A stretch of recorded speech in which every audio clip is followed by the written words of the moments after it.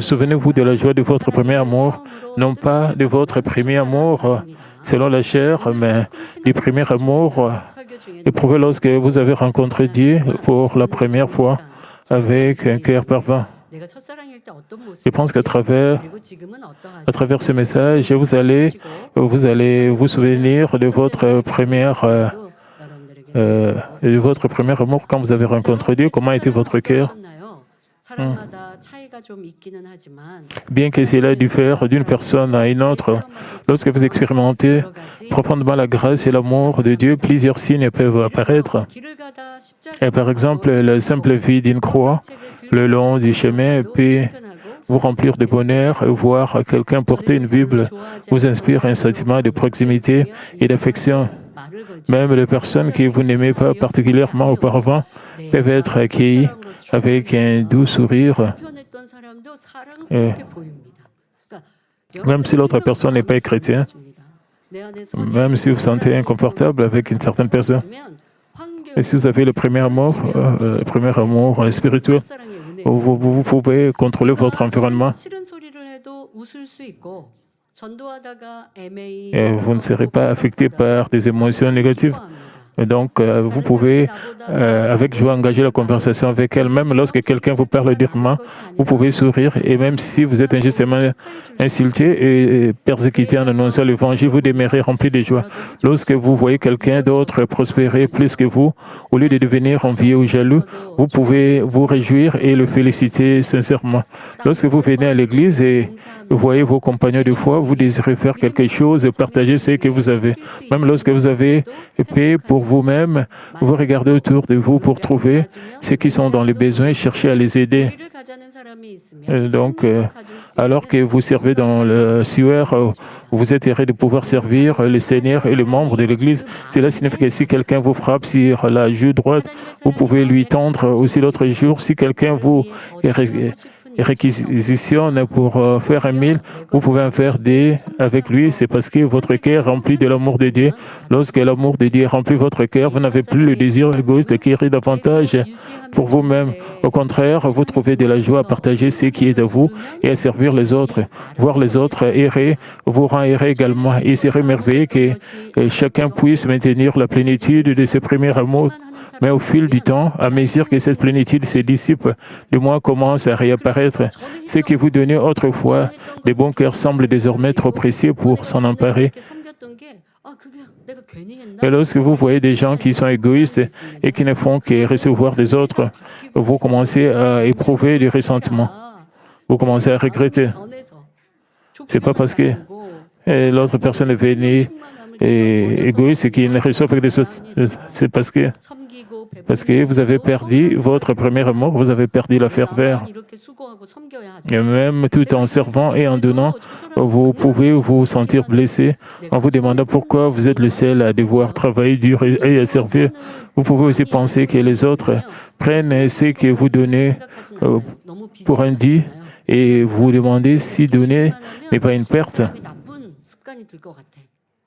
Alors vous essayez de commencer à si ce n'est pas la faute de l'autre personne, et peut-être l'autre personne est devenue trop cupide, vous pensez comme cela. Au lieu de trouver la faute en vous-même, vous essayez de trouver et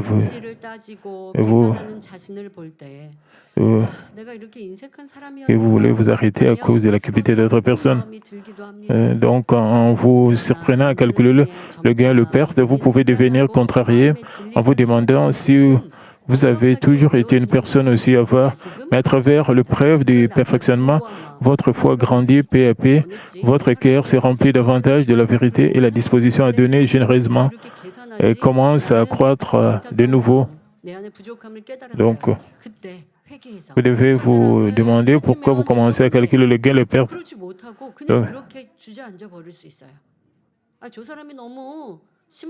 Et quand cela arrive, et ça sera vraiment très bien si vous vous examinez et vous repentez. Mais parfois, les gens ne font pas cela. Ils pensent seulement à eux-mêmes et ils calculent le gain et le perte et d'être charitable. Et vous continuez à faire cela et vous ne vous examinez pas. Vos prières deviendront de moins en moins ferventes. Vous n'allez plus jouir de la prière comme auparavant.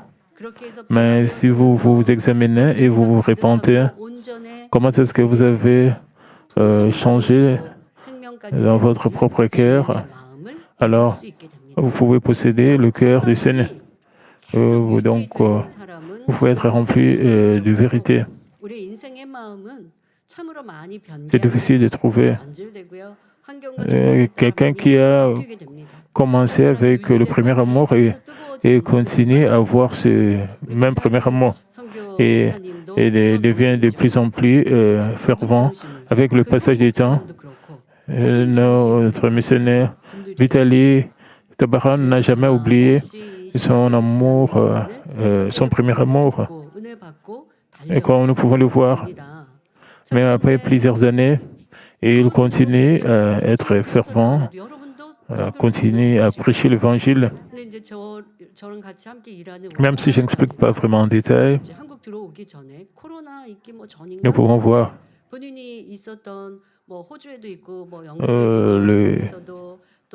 le preuve de Dieu dans son témoignage. Mais ma secrétaire est venue vivre ici en Corée.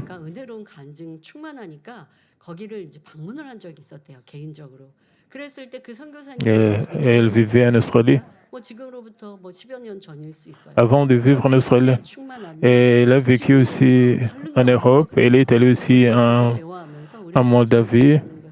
Elle a vu le missionnaire Tabaran et son frère. Et c'était il y a plusieurs années. Elle est toujours fervente. Ma secrétaire rencontre aussi le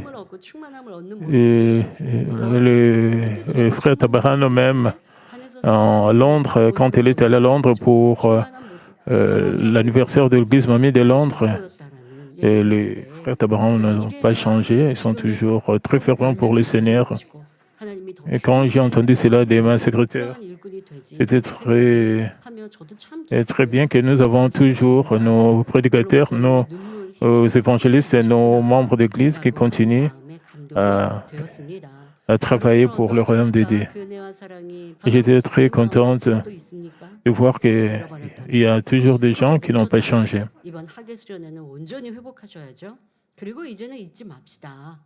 Alors, les larmes du berger n'ont pas été vaines. Donc,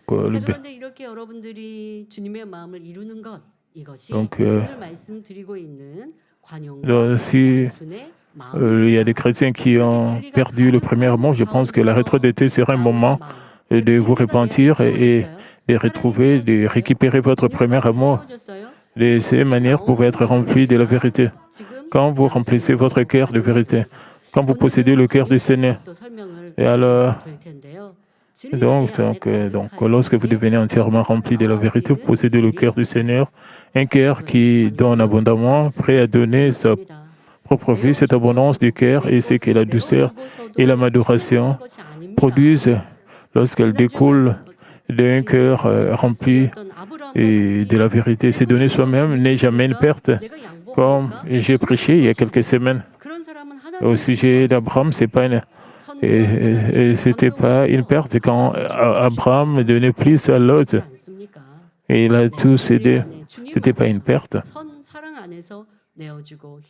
Quand vous êtes dans le Seigneur, vous êtes dans la vérité. Quand vous donnez dans le Seigneur, quand vous donnez dans la vérité, alors Dieu le Père vous donnera plus. Pour ceux qui sont avides, et tout donner peut sembler être une folie et extérieurement, cela peut paraître comme une perte.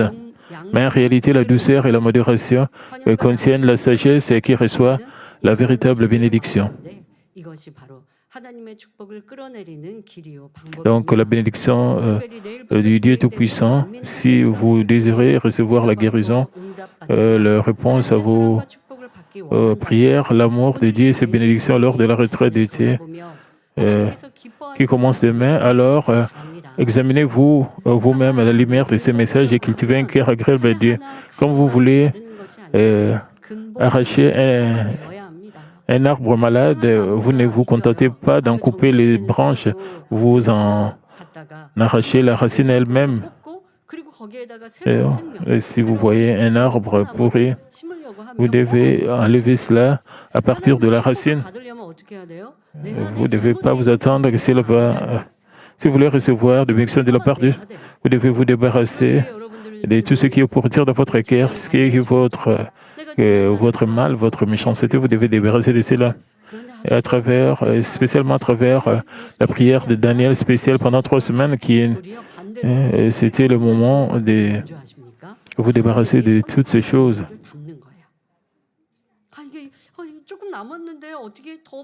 Et pour que vous puissiez grandir,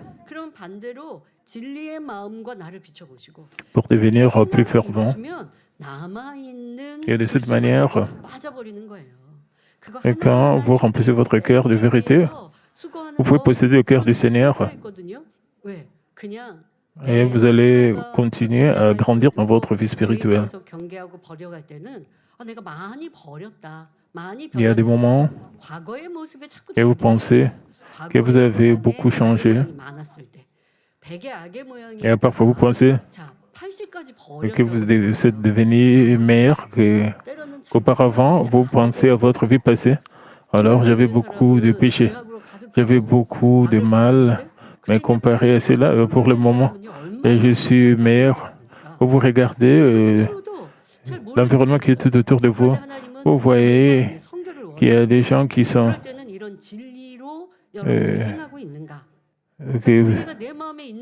vous pensez peut-être maintenant que vous êtes meilleur. Vous pensez que c'est assez pour vous parce que... Mais en réalité, ce n'est pas ça. Alors, comment est-ce que vous pouvez examiner votre bonté? Vous pouvez examiner votre cœur en voyant combien vous avez l'amour de donner aux autres du fond de votre cœur, combien vous avez la joie de votre cœur, qu'en est-il de votre expression faciale, combien de bonheur et qui sont les preuves, vous avez la joie sur votre visage. Si vous avez vraiment la joie dans votre cœur, vous serez. Donc, c'est là, serait une preuve que vous êtes débarrassé de la colère, du tempérament chaud de votre cœur. Nous avons la retraite d'été qui va commencer demain. Aujourd'hui, nous continuons avec la sagesse d'en haut. Et à travers ce message, je pense que vous allez examiner, vous pouvez vous repentir, préparer les vases pour recevoir des bénédictions, spécialement pendant la retraite d'été. Et aujourd'hui, nous allons terminer ce message sur... Donc, en examinant votre cœur, lumière de la douceur, de la modération, vous serez en mesure de voir à la racine de chaque problème. Lorsque vous possédez un cœur de douceur et de modération, vous résoudrez non seulement vos propres problèmes, mais vous aiderez aussi à résoudre le problème des autres, apportant ainsi la paix et la consolation. Je prie au nom du Seigneur que vous possédez tous la sagesse, que vous soyez la tête et non la queue, et que vous ne jouissez de rien d'autre que la louange et l'amour du Seigneur. Chers frères et sœurs, le dernier sermon portait sur la signification de la générosité, sur quelques exemples pratiques. La générosité est l'état d'un cœur capable de donner tout ce qu'il possède parce que la vérité demeure en abondance et qui s'y trouve en même temps à la liberté de la vérité. Considérons brièvement ce que l'on attend par la liberté de la vérité dans le sens de la générosité. Dans l'Église, il y a plusieurs réunions, il y a plusieurs groupes. Il y a des réunions de prière, il y a des réunions de mini-sermons, il y a aussi d'autres petits groupes. Et il y a des sessions aussi de prière. Et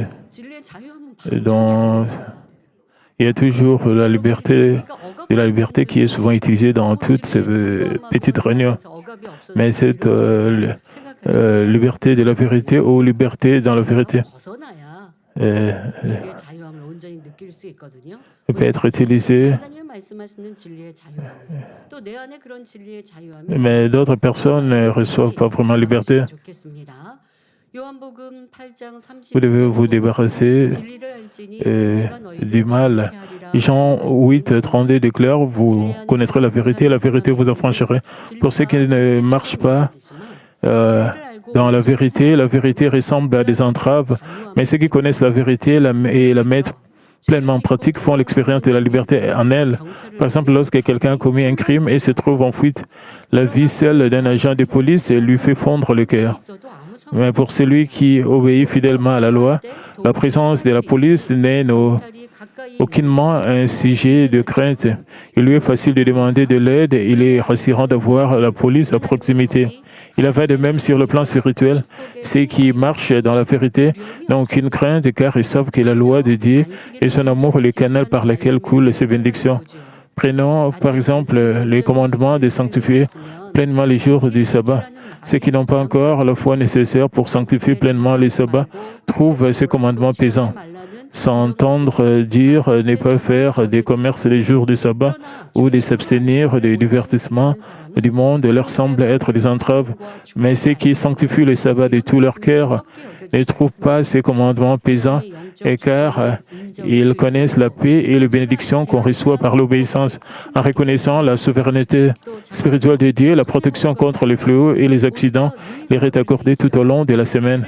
Et ce n'est point une perte que de ne pas faire de commerce les jours du sabbat.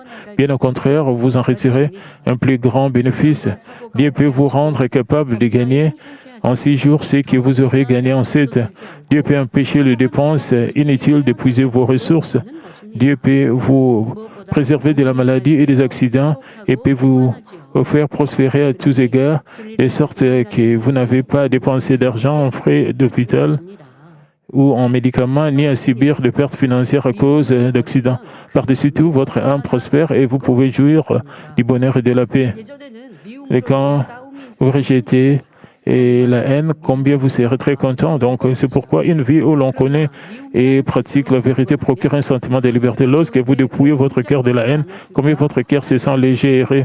Autrefois, la haine menée au querelle rendait la vie difficile et causait un fardeau dans le cœur parce que vous vous sentiez confus devant Dieu. Mais une fois que vous êtes dépouillé de la nature pécheresse de la haine, vous devenez si erré que vous vous demandez pourquoi vous n'en étiez pas débarrassé plus tôt. C'est ainsi la vérité vous affranchit du joug du péché et vous délivre du fardeau du péché.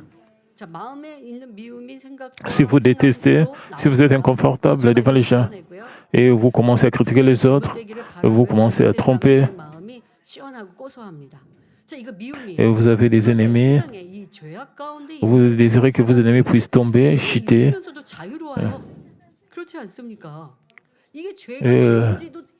Les gens du monde vivent dans le péché et ils ne considèrent pas cela comme un péché. Ils se sentent libres et ils ne considèrent pas la haine comme un péché. Les païens, ils maudissent les autres, ils girent contre d'autres personnes et se battent les uns les autres et se sentent libres. Et ils ne pensent pas que c'est leur faute, ils ne pensent pas que c'est pas correct. Et ils ne demandent même pas pardon quand l'autre personne est impliquée dans un accident à cause de leur erreur. Et ils ne s'excusent même pas. Ils sont méchants. Et puisqu'ils sont païens, ils se sentent libres. Et vous pensez que c'est très bien. En réalité, et cela n'est pas bénéfique pour eux. Parce qu'ils sont sur la voie de la destruction, la voie de la mort. Ils ne sont pas libres.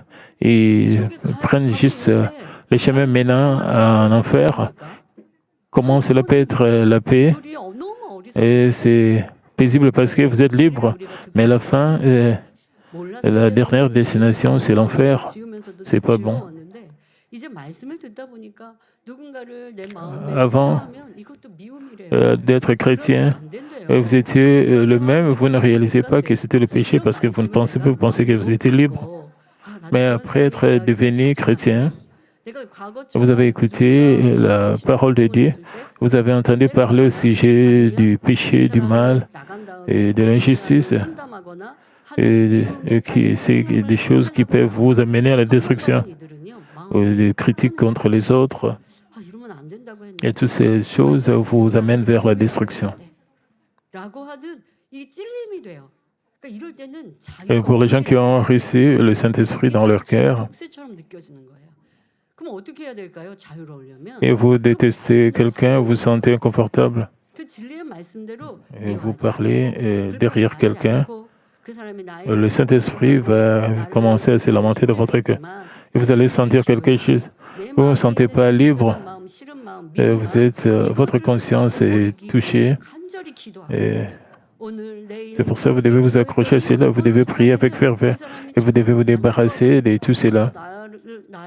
Parce que ce sont des attributs, des mauvais attributs. Vous devez penser à l'autre personne.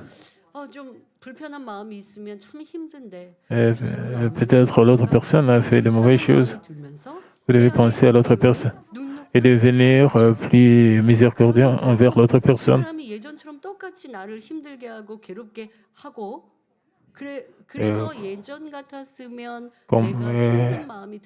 Combien ils doivent lutter pour réagir de manière négative envers vous. Une fois que vous vous débarrassez de la haine dans votre cœur, combien vous serez libre dans la vérité, combien vous serez paisible. Même si l'autre personne fait quelque chose contre vous, et vous vous sentez libre, il n'y a rien qui vous attaque dans le passé. Quand quelqu'un vous énerve et vous rendez inconfortable, et vous voulez parler de cette personne à une autre personne,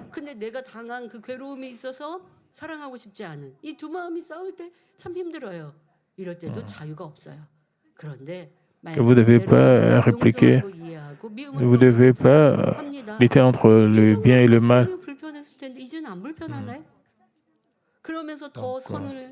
Vous avez la paix. Vous êtes très content.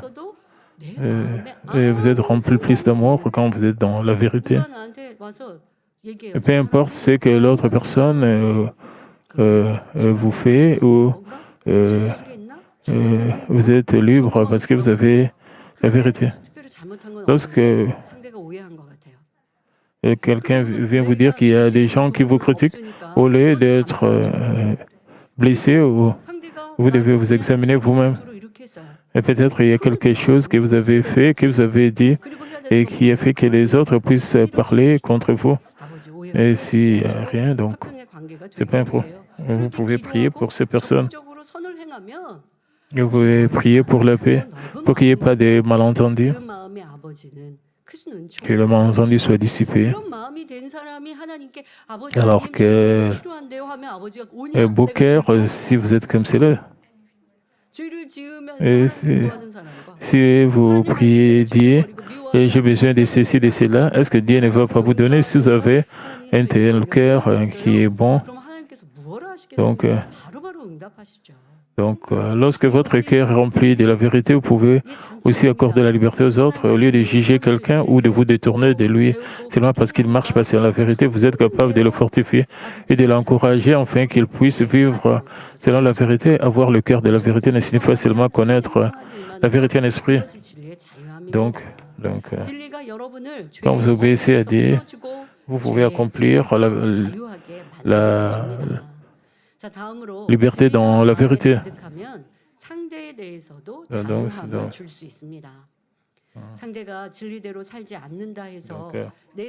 Comme je le disais, lorsque votre cœur est rempli de la vérité, vous pouvez aussi accorder la liberté au lieu de juger quelqu'un ou de vous détourner de lui. Et simplement, parce qu'il ne marche pas selon la vérité, vous êtes capable de le fortifier, de l'encourager, afin qu'il puisse vivre selon la vérité. Avoir le cœur de la vérité ne signifie pas simplement connaître la vérité en esprit. La dernière partie de 1 Corinthiens 8:1 déclare « La connaissance enfle, mais l'amour édifie. Un aveugle peut toucher la jambe d'un éléphant et penser un éléphant est un animal en forme de colonne. Et c'est là une personne qui ne connaît la vérité qu'en esprit. Une personne qui ne connaît que peu des choses, mais qui s'enfle d'orgueil et de vanité, comme si elle savait tout. Par exemple, lorsque vous ne connaissez pas, vous ne connaissez la vérité qui est dans votre esprit et que vous voyez quelqu'un agir comme s'il cherchait à se faire servir, vous le jugez et le condamnez aussitôt en pensant qu'il est devenu hautain. Pourtant, vous ne réalisez pas que vous violez vous-même la parole qui dit « Ne jugez point votre frère ». Si vous avez la vérité dans le cœur, vous pouvez voir les autres selon la mesure de leur foi. Bien que vous soyez capable de discerner le bien du mal par la parole et de voir ce qui n'est pas la vérité chez les autres, vous pouvez embrasser avec amour et couvrir le manquement des autres. En dépit de vos nombreux manquements, vous avez obtenu miséricorde devant Dieu. C'est pourquoi vous en venez à exercer la miséricorde envers les autres.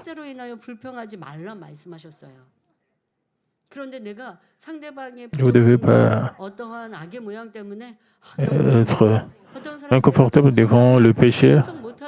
Vous ne devez pas murmurer quand vous voyez le méchant. Parfois, quand vous êtes diligent et vous plaignez parce que les autres ne sont pas diligents de le Seigneur. Le problème, c'est que vous êtes en train de pécher, vous n'êtes pas capable d'embrasser les autres qui sont différents de vous. Et si vous protégez vous-même, et vous vivez dans la vérité, mais vous jugez les autres et qui ne vivent pas dans la vérité, alors vous êtes en train de juger et de condamner.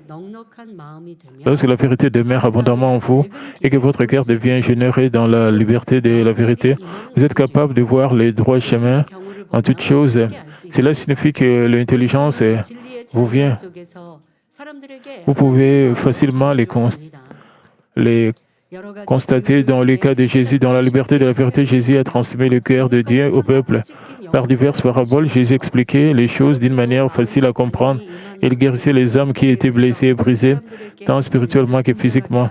Plus la générosité remplit votre cœur, plus vous pouvez aider un grand nombre de personnes à discerner la vérité et à guérir leurs âmes avec sagesse.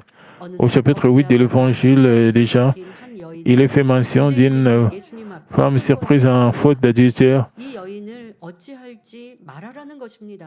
Un jour, les Juifs amenèrent devant Jésus une femme qui avait été surprise en flagrant délit d'adultère. Ils lui dirent, « Toi donc, dites, les gens ont amené cette femme devant le Seigneur. » Et lui dire, « Toi donc, que tu dis, selon la loi de l'Ancien Testament, cette femme devait être lapidée sur le champ. » Et c'est ça la loi. Si Jésus avait dit lapidez-la, il aurait accusé de manquer d'amour. Parce que les enseignements de Jésus jusqu'à ce moment étaient au sujet de pardon et d'amour. Si Jésus avait dit pardonnez-lui, il aurait condamné et comme méprisant la soi.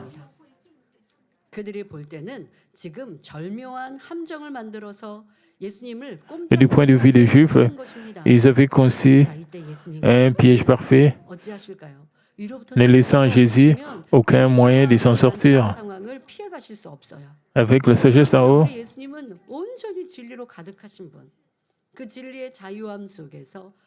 c'était difficile de sortir de ces pièges à travers la sagesse d'en haut. Et Jésus pouvait donner la réponse. En ce moment, Jésus ne donna aucune réponse, mais il s'est mis simplement à écrire sur la terre.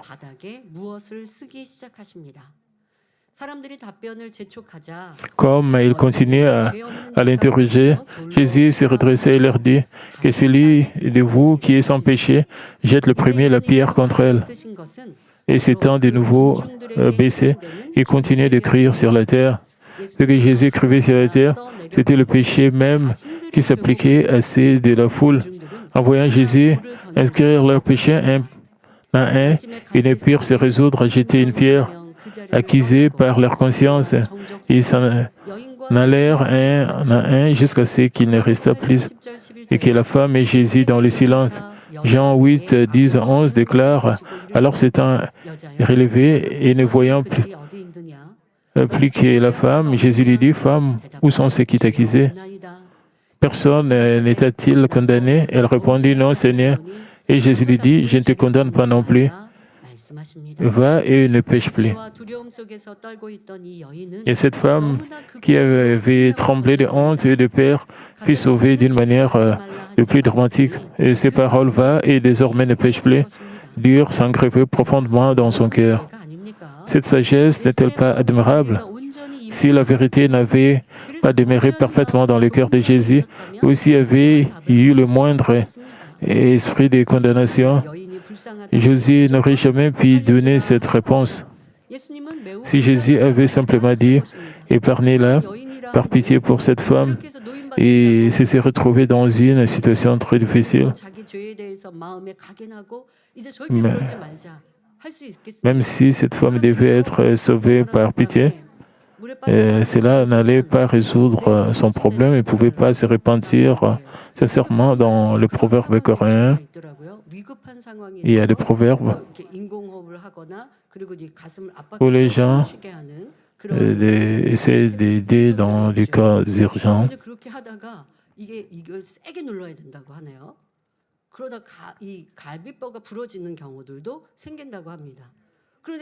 Et cela est devenu négatif plutôt pour eux.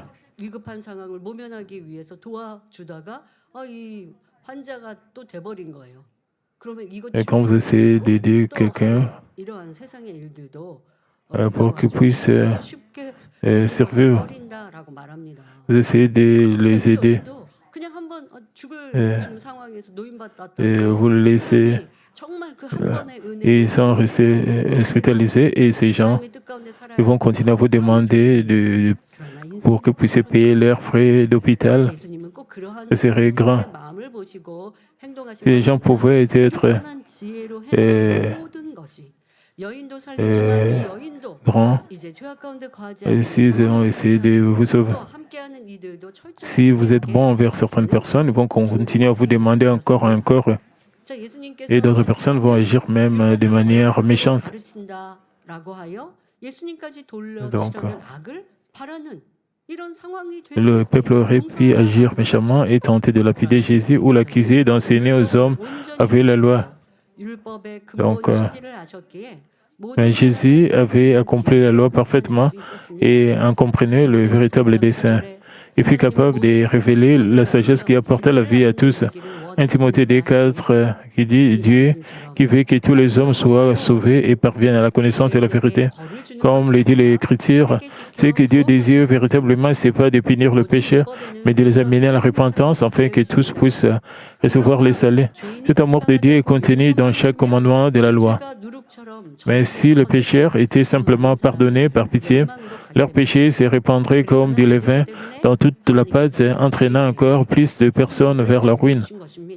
Pour empêcher cela de se produire, Dieu a établi les châtiments du péché, puisque Jésus possédait un cœur entièrement rempli de la vérité et comprenait clairement le cœur et la volonté de Dieu et jouissait de la liberté dans la vérité. Jésus avait aussi un cœur de générosité qui comprenait le pécheur et leur faisait miséricorde en disant « Et celui de vous qui est sans péché jette le premier la pierre ». Jésus a révélé la sagesse qui a permis au peuple de réaliser la véritable intention de Dieu. Il y a aussi un autre point de sagesse à prendre. Jésus n'a pas relevé ni jugé de vive voix les fautes de la foule. Donc, au lieu de cela, il a écrit sur la terre. Jésus n'a point condamné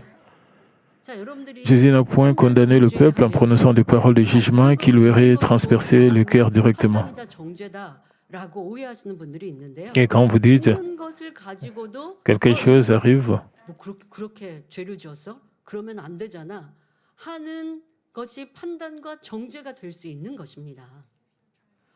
et comme vous essayez de dire la vérité qu'ils sont en train de pécher, que la personne A est en train de pécher, et vous pointez vers eux. Cela peut conduire au jugement et à la condamnation.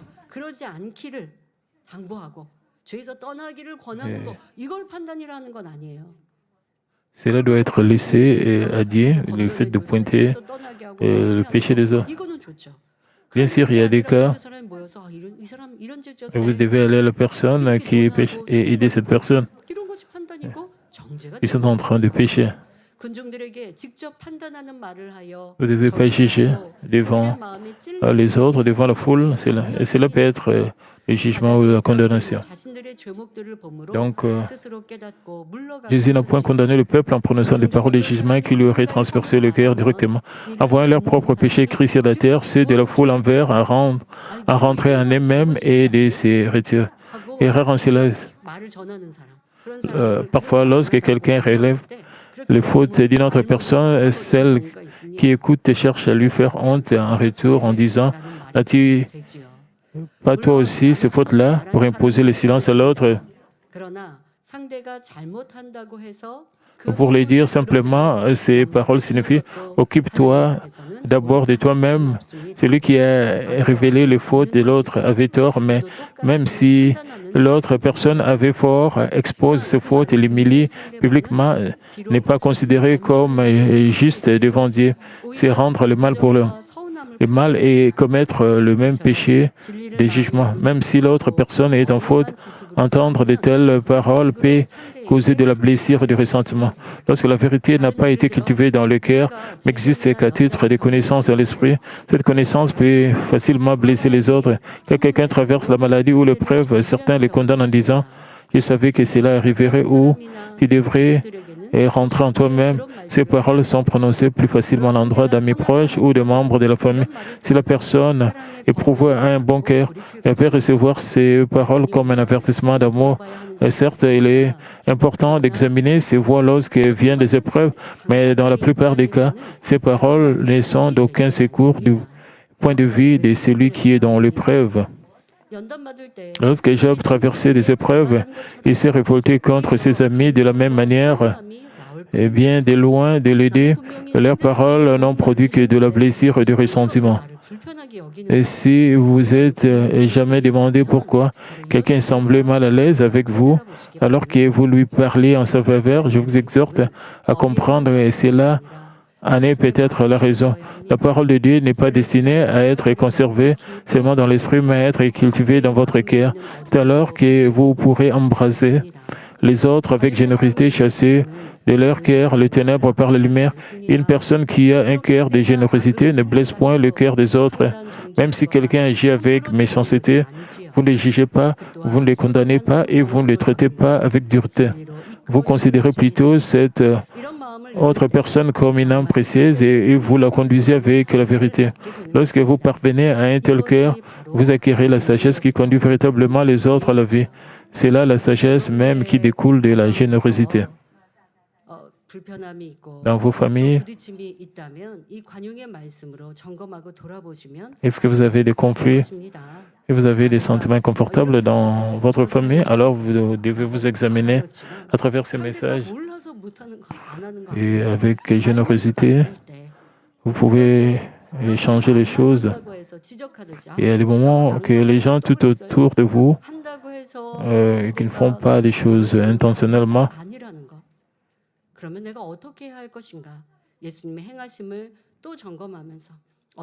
Alors vous devez vous examiner vous-même. Vous devez penser, qu'est-ce que Jésus ferait à cette place et ce qui est plus vertueux, ce qui est plus mieux de faire,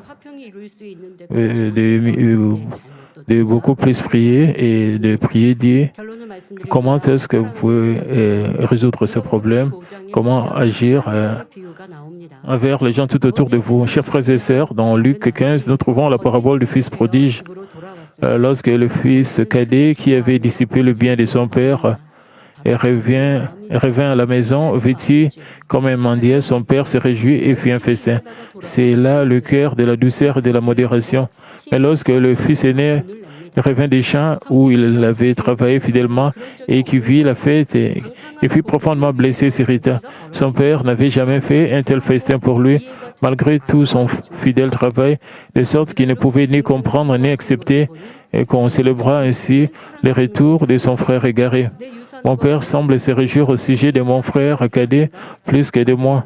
Cela ne veut-il pas qu'il aime mon frère plus que moi? Mon héritage et ma position vont-ils m'être enlevés pour lui être donnés? Ces pensées s'élevèrent naturellement dans son esprit.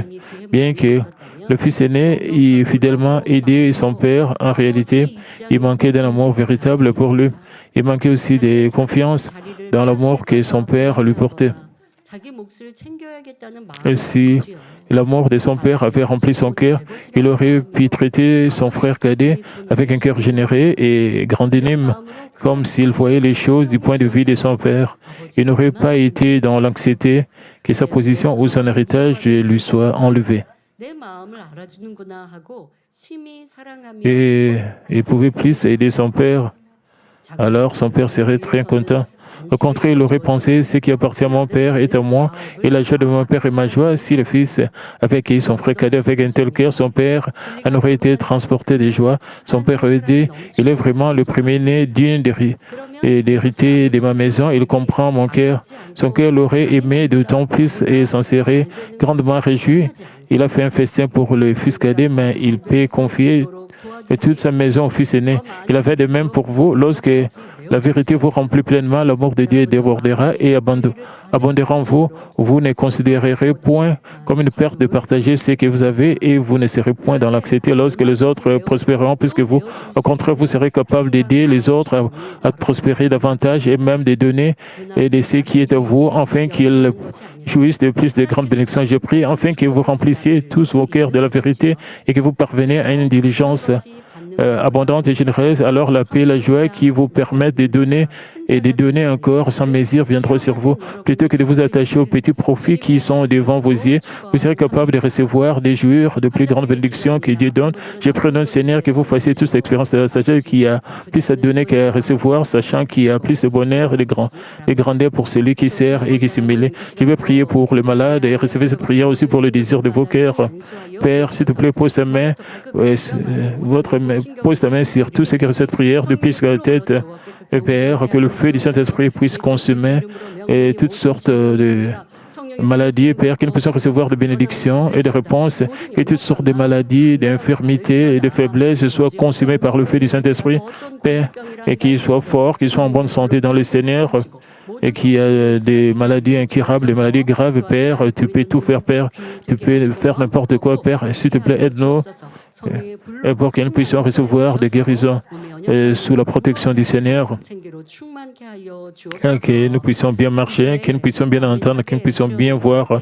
Père, s'il te plaît, aide-nous pour que nous puissions recevoir des bénédictions abondantes, spécialement avec la retraite d'été qui va commencer demain, et tout le moyen de transport soit protégé dans les routes,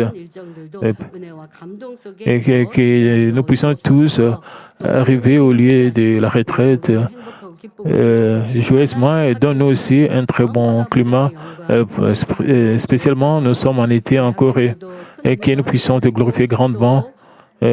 Père, soit avec nos étudiants pour qu'ils puissent bien étudier, et aussi, Père, qu'ils puissent passer aussi leurs vacances d'été d'une très bonne manière. Protège tous nos membres Église pendant la semaine prochaine avec tes yeux enflammés sans qu'il n'y ait pas d'accident. Père, rencontre le Dieu dans nos cœurs. Père, nous te remercions au nom de notre Seigneur Jésus-Christ, j'en sais prier. Amen.